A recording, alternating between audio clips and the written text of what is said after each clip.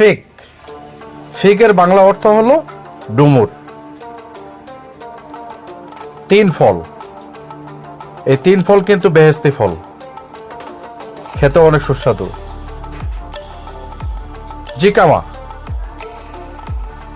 এটি হলো পানি ফল, মাটির নিচের ফল ও কেশর। পিনাট, চীনাবাদাম, এই যে দেখেন কতগুলো চীনাবাদাম।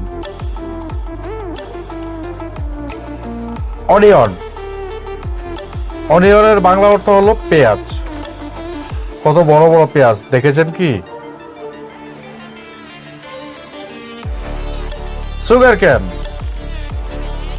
আখ, ইক্ষু, গ্যান্ডারি, যে যে নামে ডাকে, এটা দিয়ে কিন্তু গুড় অথবা চিনি তৈরি হয়। ধন্যবাদ।